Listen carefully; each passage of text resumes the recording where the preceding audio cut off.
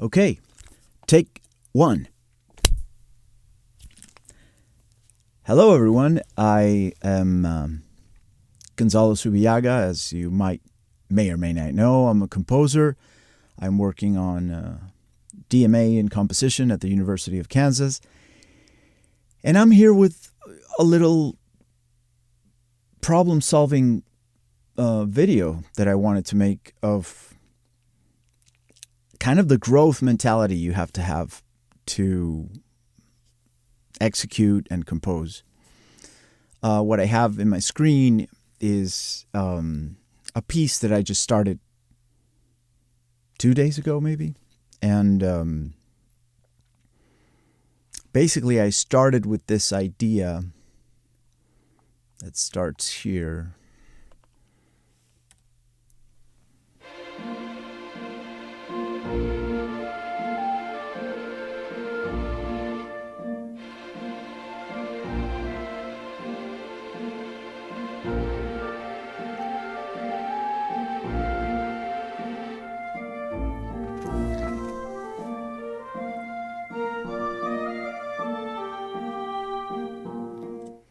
So yeah, here you hear part of the older version of the first day where I was using this tremolando in the strings and some pizzicatos in bass and cello. But now I decided, no, this was really the second phrase. So I started working today towards something that was actually the first part of that phrase. I'm working with kind of a period type of melody. And I think it makes sense. But what I came up with today was sort of this pattern.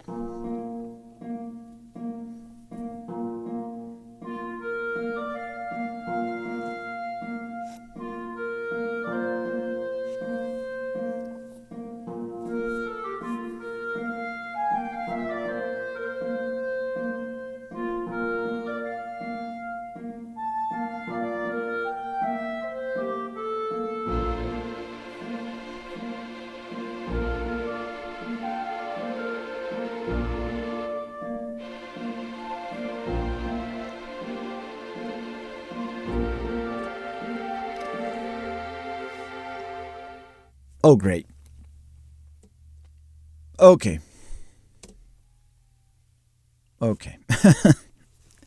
Technology, man. It's tough. So as you can see here, it's kind of already a little bit more tied in when I have this simple pedal in the tonic. I could kind of have a 6/4 pedal. So a tonic that has the fifth in the bass. But I just directly went for a more straightforward one pedal. So it's kind of in B flat or B flat mixolydian. And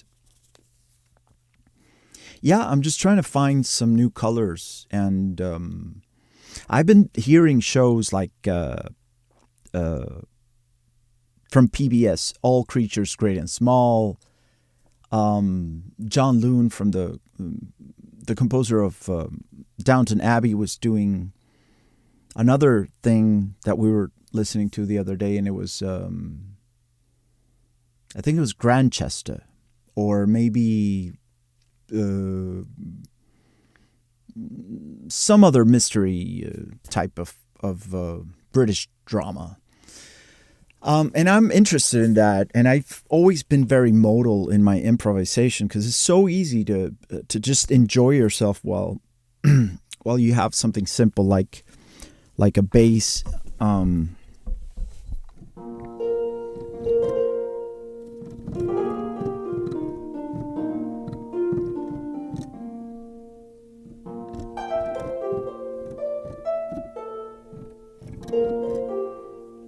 You know?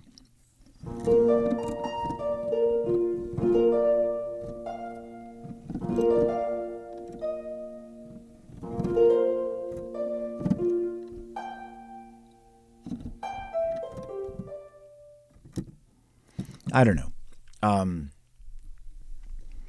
Obviously, the delay of the virtual harp that's there, it's just, I can't really play in time.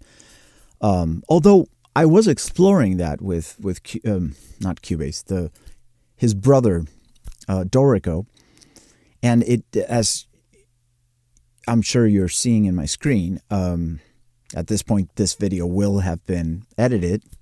That's something to wrap your head around when you're actually doing the video. It makes no sense. You're like, okay, what am I doing? But I guess I just wanted to share this sort of melody that I'm coming into, this period melody. You know, there's sentences and phrases, phrase-based, sentences based, and then there's period, which is kind of like what I'm trying to do here. Which, you know, you're saying one thing, you're saying a second thing, and then you're repeating, you know, sort of small a, small b, small a, small b. And then maybe you're going to C.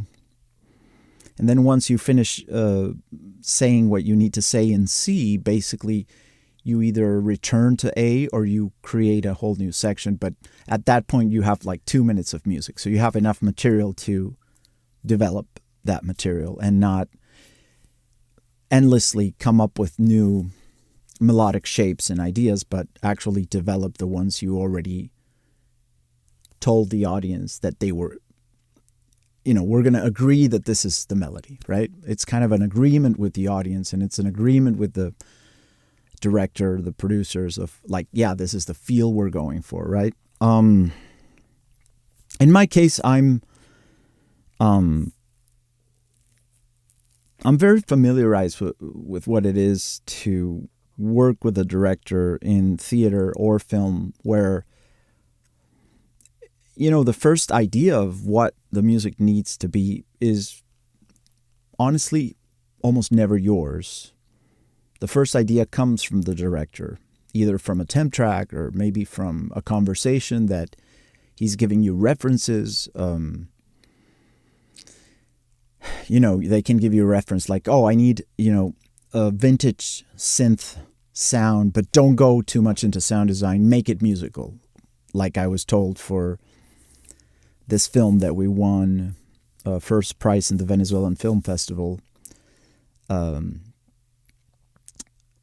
Yeah, I was told, hey, I need this third act as quickly as you can put it together with some vintage synths, and I don't want you to go the sound design route. And I was like, okay, I get it, but of course, vintage synths is conducive to you being very sound designy and kind of just creating texture, making noise instead of making a theme like I'm doing now, which is very lyrical, right?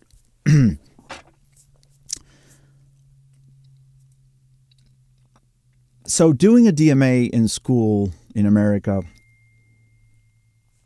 what is that? Oh my God. Is my time out? I'm over. Game over. Okay, so let me get some coffee.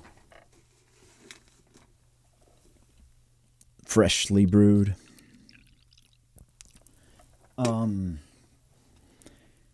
a DMA in America is kind of funny. It's like, excuse me, there's so many varieties of music schools here in America. They all have fantastic didactic models and pedagogy, which means they know how to get things done. They know how to teach you the stuff, and they always do it through a method, which is fascinating to me because I lack the structures for sure. Or I used to lack a lot more structures. I've been back in school for the past 8 years now. Since 2018. And yeah, it's fascinating. The schools here are very well equipped to train you. And they will give you the structures, and they will give you a lot of experience with actual musicians, and that is very unparalleled, at least when you're coming from Venezuela and Spain, where we don't get those kind of opportunities. I did get those opportunities at Artes University in the Netherlands, and I have gotten these opportunities here in America, not so much in Spain. They don't normally get you to be able to collaborate with a full orchestra or a chamber ensemble. You would kind of need to put that together yourself and find the venue for it, because it's not really composition programs there are not really designed for you to show your music. It's more like it's a theoretical training. You're writing music. You're most programs, you do write a lot of music during your bachelor, which is not apples to apples to a bachelor's here, by the way, because in Europe, when you get into a bachelor's, you need to be able to know fundamentals of theory. You have experience composing, at least for yourself, and you've had probably private training and some schooling through the local conservatoire or the private schooling system. So you are expected to know how to compose once you get into a superior level, is what they call it in Spain. And they call it a bachelor's in the UK and in the Netherlands as well. They call it a bachelor's and a master's. I went on a complete tangent here. I am trying to show you a little bit of how I've been working. And I wanted to make it more about actually working than just talking about the work. So, excuse me. Let's see if we can make some good sounds here. So, basically, if you see my screen, I'm going to just zoom in a little bit. If you see my screen, I'm starting here with this B mixolydian sound. You can tell because I'm starting in so do towards that one chord there, and the harp is already singing the B flat. Dum dim dim dim dim dum dim dim dim dum dim dim dim. It's in 6 for some reason because I wanted more space than 4. I wasn't sure how the 6 was going to work, but I think, well, my harp is certainly in 4, but my melody is not. I wanted more space, and you can tell it. You can tell that I'm needing more space because I'm having these like odd. It's an odd type of period, what I'm trying to do. So I'm doing an A, then I'm doing a small B, then an A, small B, and then again an A. I'm repeating. But at this point, it is sounding, let's hear that again. It is sounding a bit repetitive.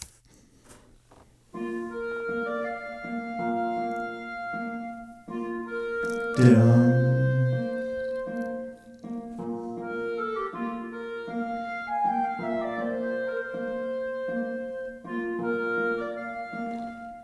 So yeah, maybe in that moment where we're already, it's the third time that we hear that interval, that fourth going from so, do. It's the third time. And there's a good rule of thumb that even though I varied it in the second one where I'm doing do, ti, la, sol, do, ti, la, sol, do, ti, la, sol, do, da, dum, di, da, da, da, da. So that's te, la, sol, fa, te, la, sol, fa,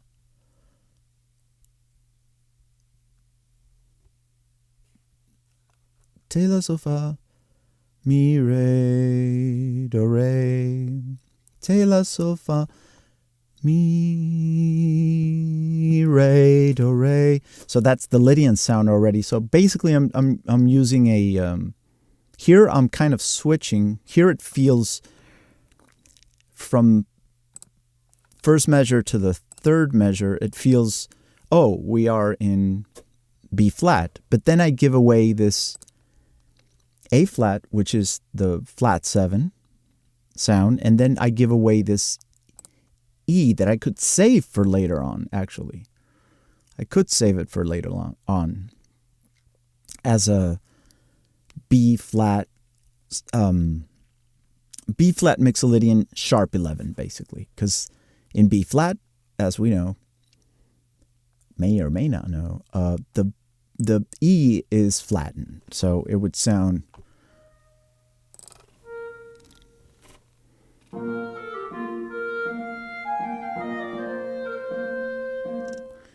Yeah. And that's a perfectly nice sounding phrase, or that's a perfectly good sounding B that is later going to sound, it is later going to sound like this.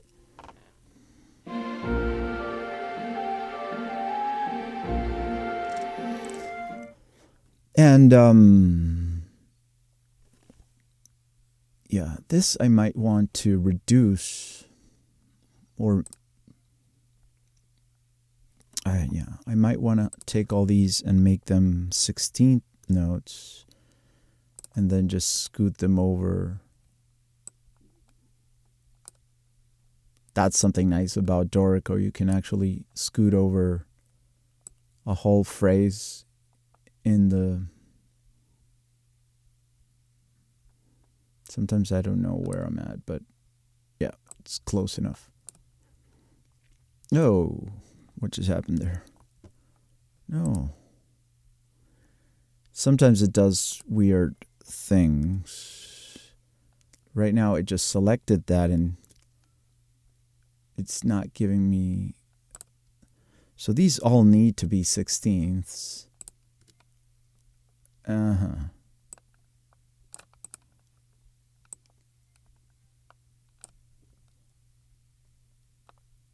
Well, did I not do this correctly? I didn't. So I can scoot all this. One more. No, it's just not doing what I needed to do. There has to be a smarter way to work. I'm still figuring out Dorico. I did write my master's thesis in it.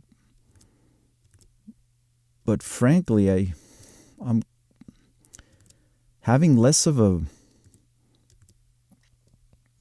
Okay, this is okay. So if I go like this, it should work.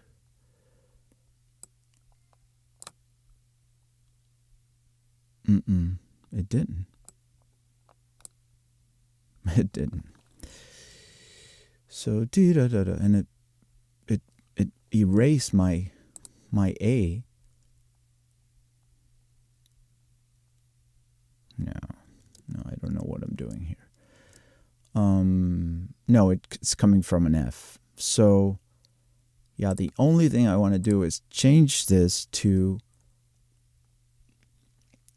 a 16th note, and it's not letting me. So I have to go to force. Basically, I have to go to start note input and then force that silence. I have to force the silence, but now where do I get that? No, I want to make it...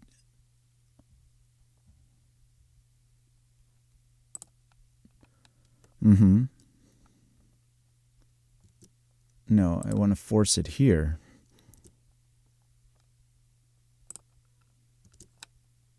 That's not going to work.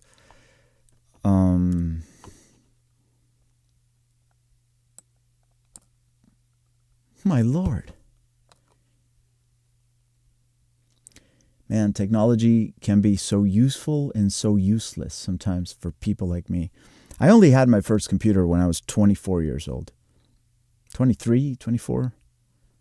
And I immediately knew how to use it. I don't know how, because I had never really used a computer at all. Makes no sense what it's doing. So I have to undo with you. Untie. And then I have to just turn it into, but it ties it. And I don't want that. So it should be able to switch. Yeah, but then it's making so many little choices for me that I don't need it. I don't need him. I don't need the program to make choices for me. And then now I have my phrase, but the notes are not right. They're just. And then I had a D.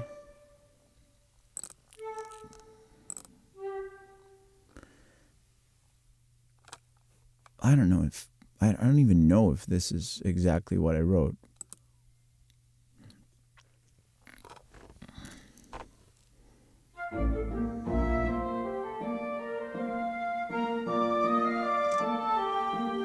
Yeah. Also, it took away my slurs. It just.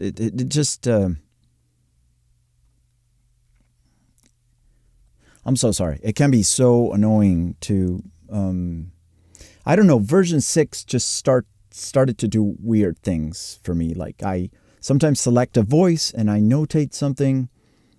I normally don't punch in things. Although today I was working on it like it was a DAW almost, and it was fun to some extent because then you have to clean up your MIDI just like as if you were in a DAW, and that's not too fun either. I'd rather go in, count in my head and be like, dum daga dagi dum dum. So 1 2 3, 1 2 3 4 1 dum 1 2 3 4 1.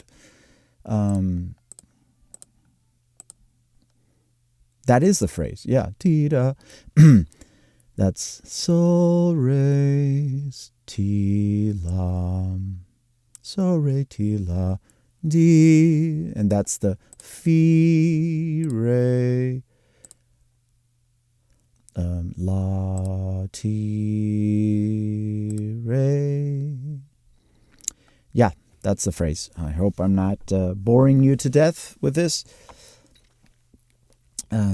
Certainly, you know what? I'm gonna just try to work and comment less and see if that's more effective. You see, I don't know why this is not just perfectly beamed together. No, but I want all these 4 because they're a group. I want them together. Okay, that works. And then a slur. Okay. Nice. But did I want that silence there? Probably not. Probably not.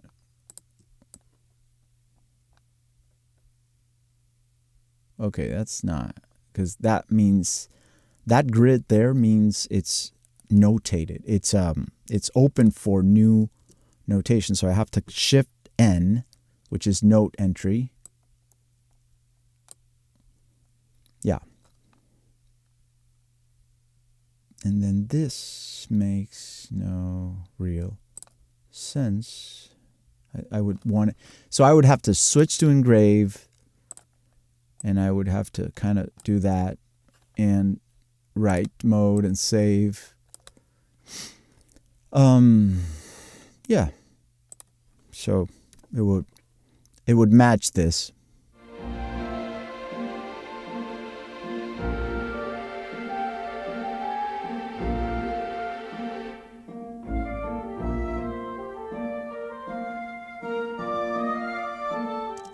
Yeah, so I would keep this kind of little sequence going. Ta-da-team, ta-da-team. Then this does not need to be a whole. I'm going to untie. So U to untie. And then I'm going to keep that sequence going. No, I didn't want to select those two. I wanted to select just this. Da-da-dee, da-da-dee. So la ti re. Is that true? I'm just checking my solfege. La ti re, not re. Re is the phi, the E natural that I have in my head.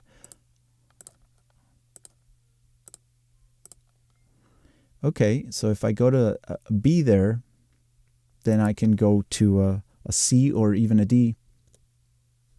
Yeah. I'm going to make that a 16th, and I'm going to build the same intervals. But that's awkward, because why would it just not allow me to? So that's unfortunate, but I got it done.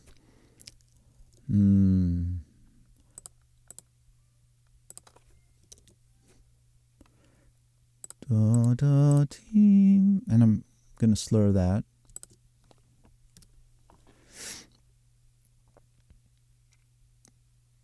And these pianos are because I was actually doing something with the whole orchestra there. Like there was a phrase that was going to end this moment, but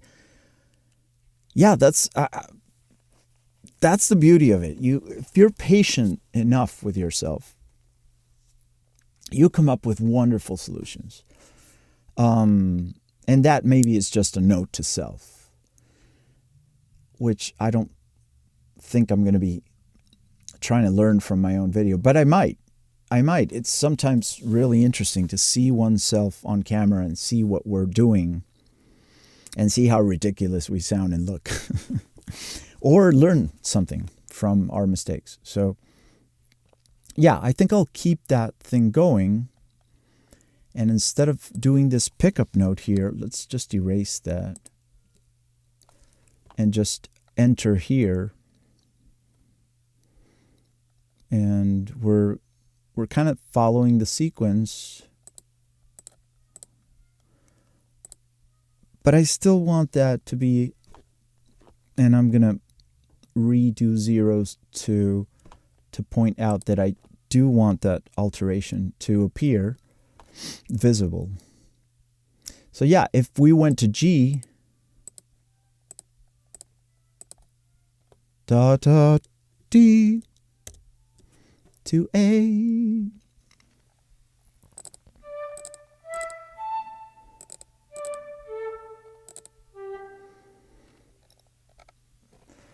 or should I keep going? Should I keep going? It might be nice to keep going, or to start going down with the inversion of that sequence, right? I don't know if this is going to be a long video or not. I'm actually just doing this to test my equipment right now. I didn't even work with a camera. I was working with my phone, since the camera just was not turning on. And I was like, what is that? I don't even know. So yeah, let's hear that. See how it flows.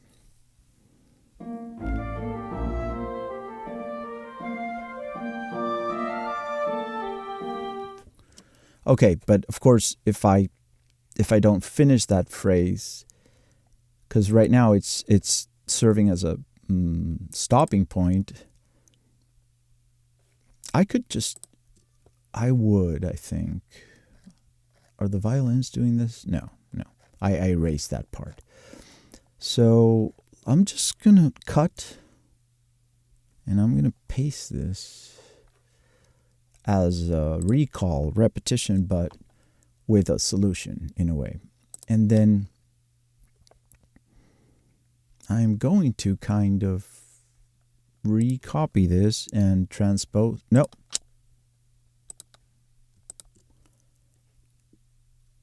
or just give it 2 more. So I'm going to copy this and I'm going to give it 2 more going up. So what am I going to do? I have to transpose to the 4th. Is it true? To the 4th? No, to the 3rd. So there's a mechanism here, Shift I, and then you do T plus 3, and it transposes to the 3rd. Oh, it did a minor 3rd. It did a minor 3rd. Let's try that again. So I just need to start in D, natural, not flat. So I would do Shift I, which is kind of a shift extra tool or something. I don't know what the I stands for. I think it's instrumental. No, I don't even know. But Shift I is what gives me this capacity to be like T3. Yeah, it does a minor 3rd. I don't understand how I can do a major 3rd. Let's see. Is it capital T3? No, it still does a minor 3rd. Why? Well, I'm just going to work with the...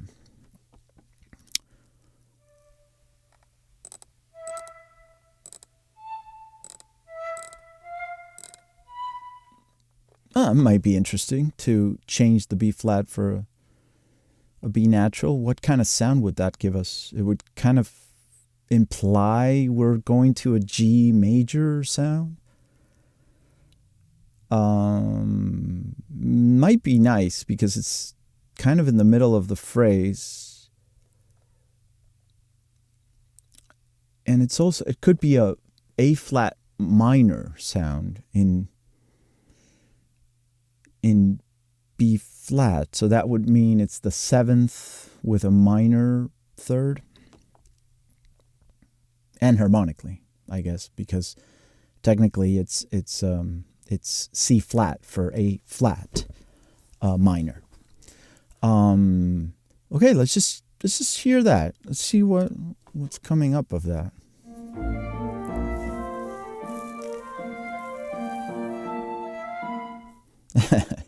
It sounds very dorky, but because I would have to set it up here. So I would probably have to deal with E flat, and I would probably have to play the A flat. And then I'm kind of setting that. Oh, but it's not the 3rd of A flat, is it? Yes, it is, but it's enharmonically incorrect. So it would have to be C flat for it to be a 3rd. And the trick there is very simple. When you, well, I'm doing 2 things there. One is I'm setting up a flat minor sound. So to be intelligible, to be comprehensive for the ears, we need to start that arpeggio to sound like an A flat and not, and it might sound really absurd in this context, but 2 things. That, you have to set it up, and second, to make it a 3rd, you need to deal with something spelled A flat, C flat, E flat, because the 3rd away from A flat is C. It's not it's not B natural. In jazz, we do, excuse me, getting excited about theory. In jazz, we use enharmonics all the time, and we don't care as much, I think, unless we're transposing, and that's a completely different topic. But and that A minor, A flat, like I said, might sound completely out of context, but if you at least prepare it, or maybe do a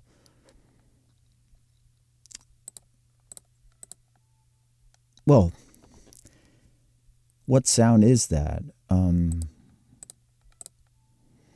That is kind of already a sort of a minor sound. what if we set it up by doing D minor?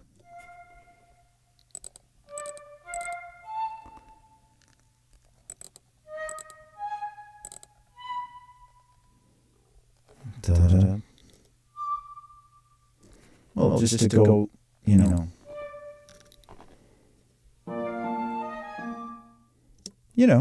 it gives you a different flavor there, which sometimes is very desirable because you don't want to be stuck in one tonal center unless it's required for, maybe it's a library music excerpt you're doing, and then they want everything to be able to cut, in B flat or stuff. But in this case, I think it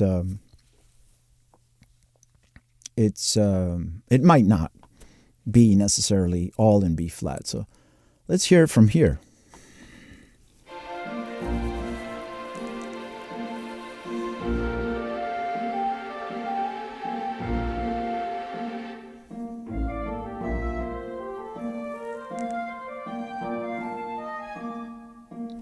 Yeah, I mean, it's a flavor, it's a color.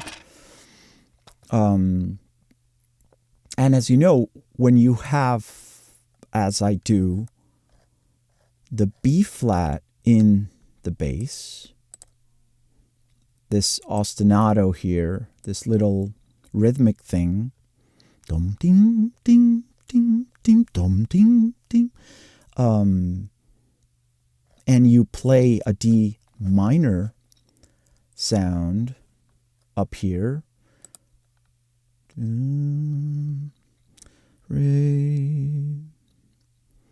So that is, it's really mi sol, mi sol, ti. That's what it is, mi sol ti. But if you go down to that B flat, it sounds ti sol mi no do mi sol ti, which is that major 7 sound. That's what it is. So it's not really a D minor. It's spelling a D minor, but it's sounding like a B flat major 7. And then I'm using the 7th as a minor with a little, instead of using the 3rd, I'm using, what am I using? The Fi, I guess. I'm using the, if you play a D natural in a flat scale, a D natural becomes a sharp 11, basically. Or that's how we call it in jazz, a sharp 11. In classical, we call it an augmented 4th. And why? Because in A flat, the D is flattened. So, and that actually can be a very nice sound because we're stacking 4ths at this point. Yeah, what if we sustain that note, and call it, oh my. Do I have to undo? Undo? No, it's not undo, it's untie, which is U. And then it doesn't, it just doesn't let me, do a separate, didn't I have, yes, I did. And why doesn't it just let me pick?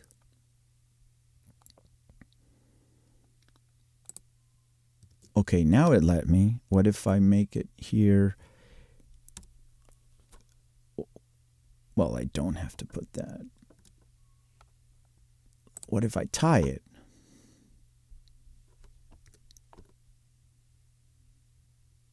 Okay, it makes it. Okay, I'm not unhappy with that.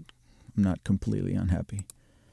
But it makes so many choices for me. It just blows my mind. It's smart, but it's not smarter than the actual person writing the music. So it's very annoying that the computer makes all sorts of choices for me. And I know it has to do with the settings, so you have to really go, into into layout mode, I think. No. What is this? What did I just select? No. Okay, so if I go here, Command L. No, Shift Command L. Yeah. You go to layout mode. And then you have all sorts of preferences of how do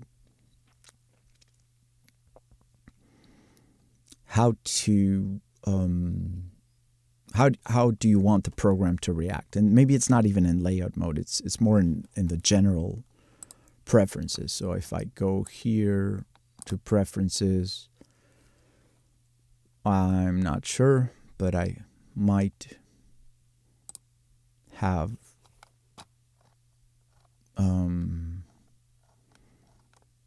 preferences about certain aspects, general. So language English, automatic, use initials. I don't know. I do not know where to. Key commands. Okay. Well, here, but you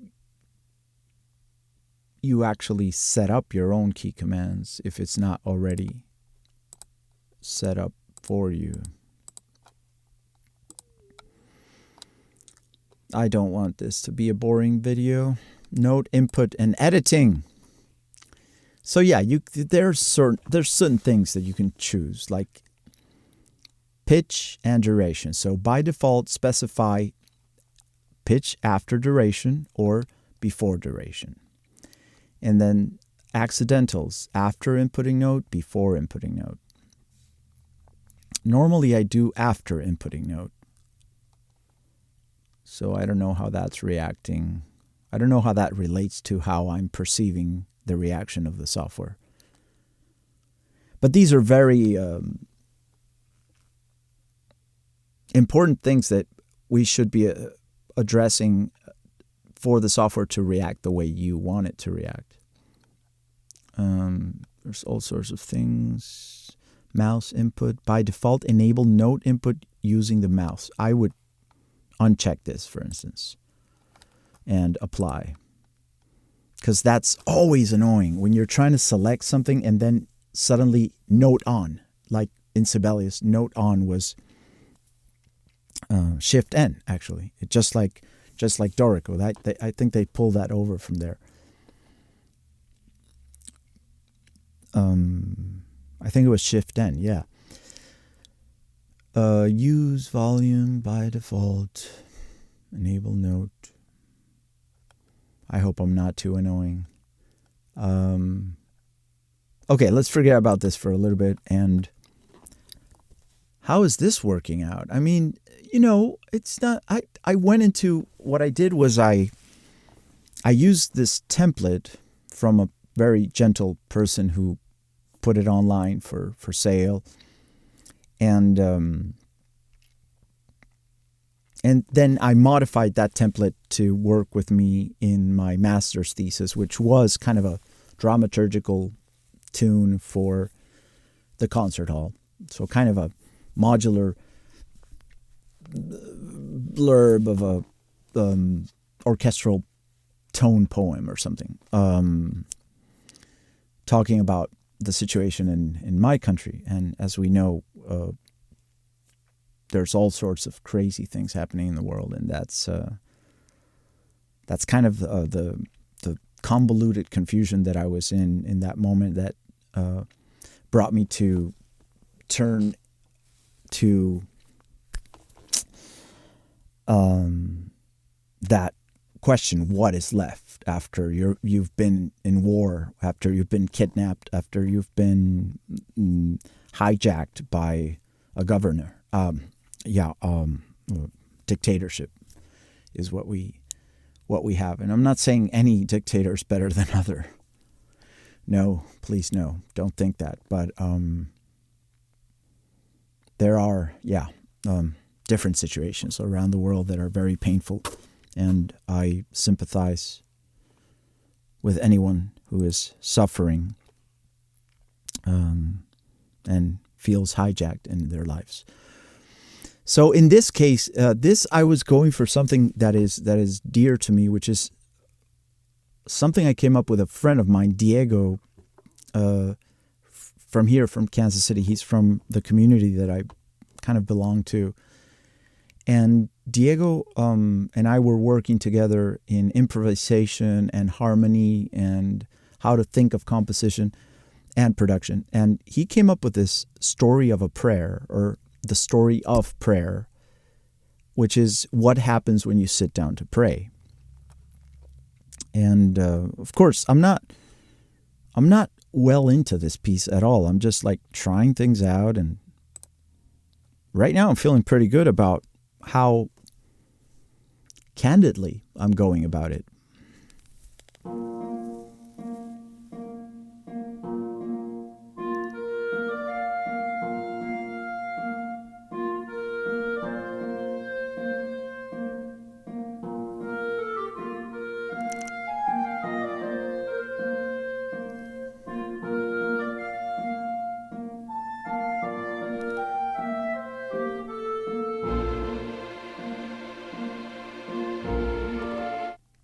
I missed the one there.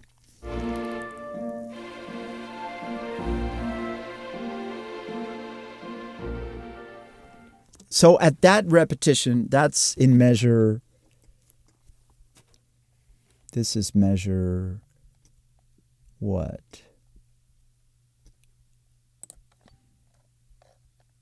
Nine. So at measure 9, it starts to feel repetitive. So I think I need to bring in some other element.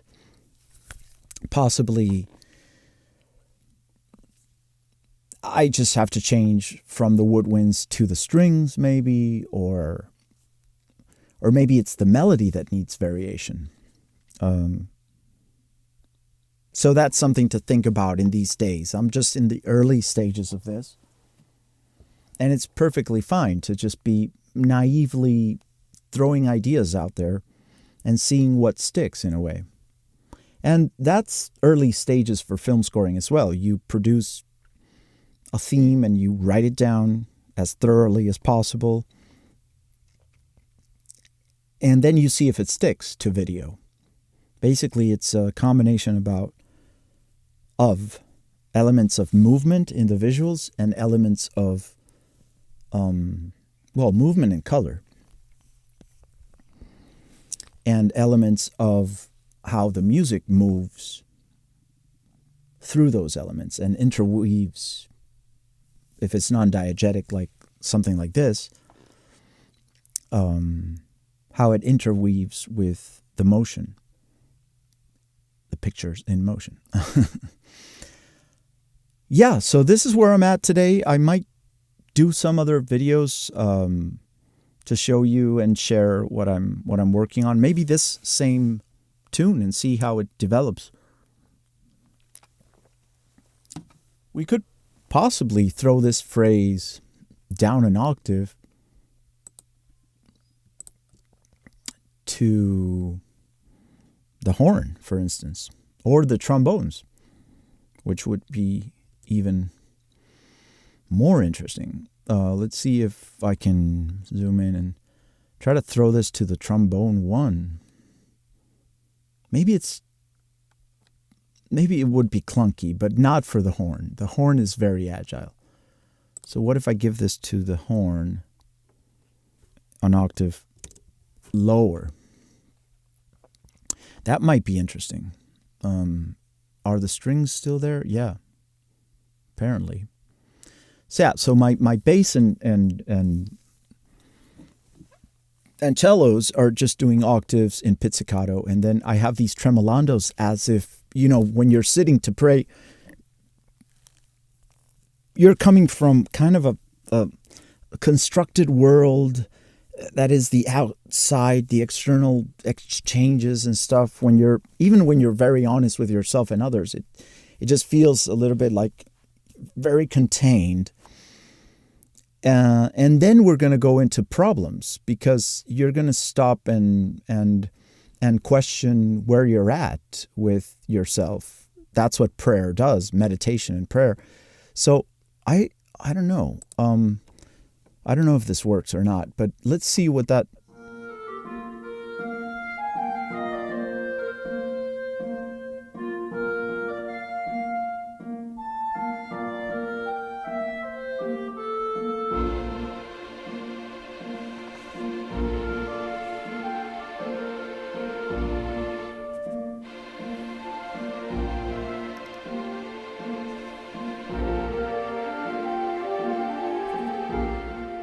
Oh yeah, it was not timed that way.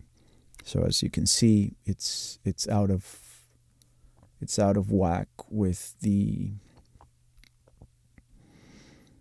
Yeah. This is a good reminder to actually... Oh, come on, man. I don't see the grid helping me here. Because I can't see the eighth note. Now, okay. So yeah, this is a reminder of register, for instance. Something as simple as throwing things an octave lower, and maybe even getting rid of this clarinet. Does it work an octave lower?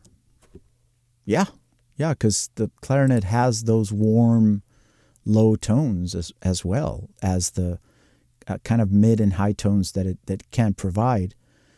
So, yeah, what if we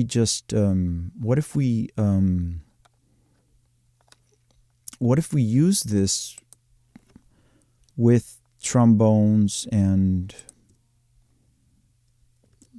there's this great feature, which is you can copy this and then say, oh, let's explode this from the first trombone.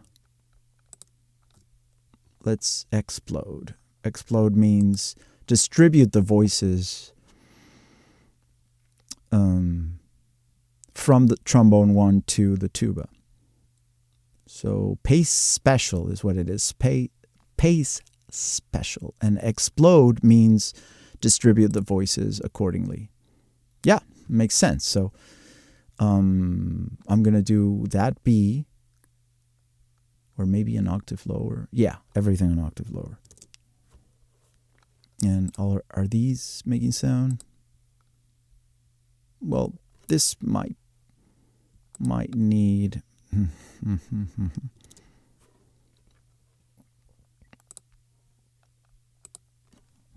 And these can go a sixth, I would say. Or maybe not, because the third might give away too much. What if I give it a fourth, like an F?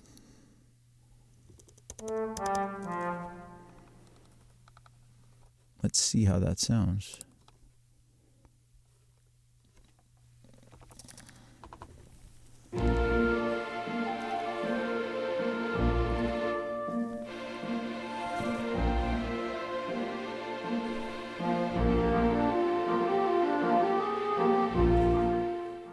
It's nice. It's actually very nice, because it gives you this trottity trot, as I was calling it the other day.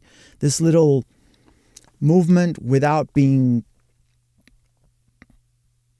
too crazy to read for, let's say, a school orchestra, a collegiate orchestra, but that's still comprised of bachelor students, and maybe even a really good high school orchestra can read this very well.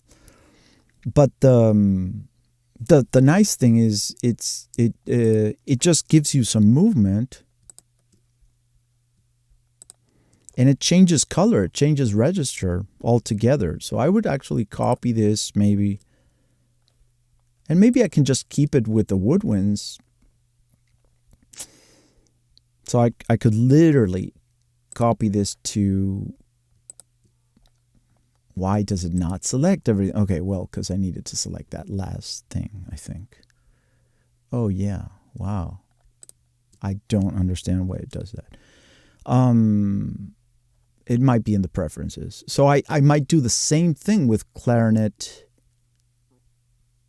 2 through bassoons.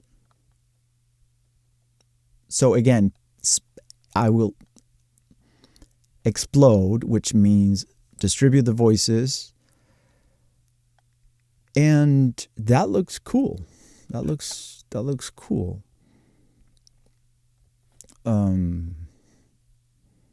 And maybe I can double.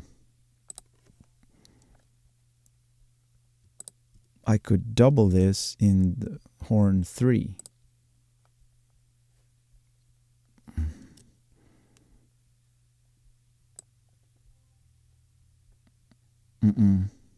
There you go. There you go. I could double that with 2 horns.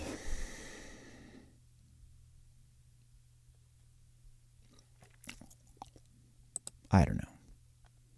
Why would I do that, right? Maybe not.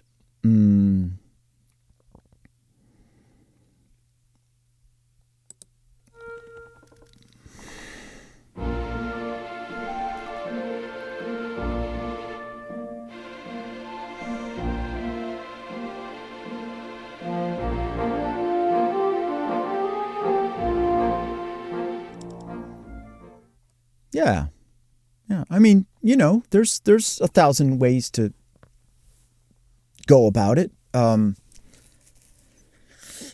me, this is working as a beginning. And let's hear it all. And I will say my farewell for this.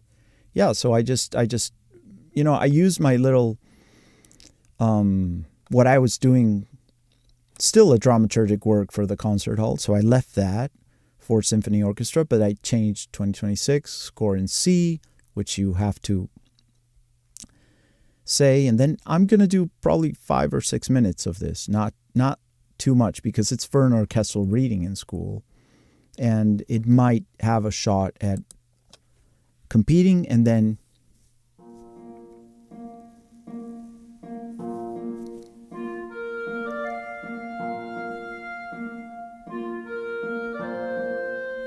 I like that.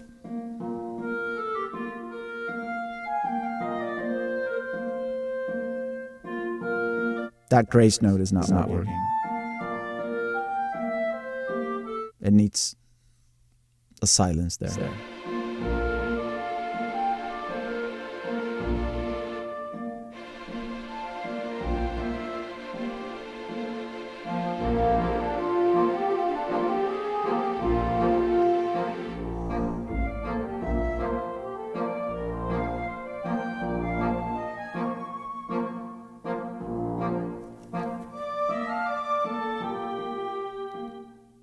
Yeah. There you have it. That's what I'm working on these days. 2 days working on this since Thursday morning. Very excited to share this with you. Thank you so much if you stuck around. And if you find this interesting, give it a like and a comment. I will read the comment and at least thank you for it. And if you find this interesting, please subscribe. That helps the channel grow. And me making more videos about process in music and what you can do. Maybe explain a little bit of how I do things and how I work in the studio, how I love to collaborate.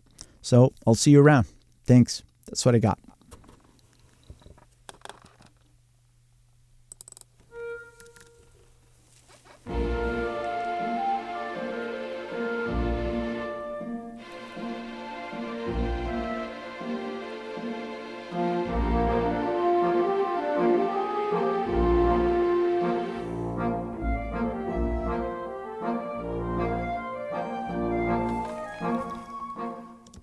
Yeah, I haven't used the oboe. I could totally use the oboe there. Oboe 1 coming in there. And rest flute 1.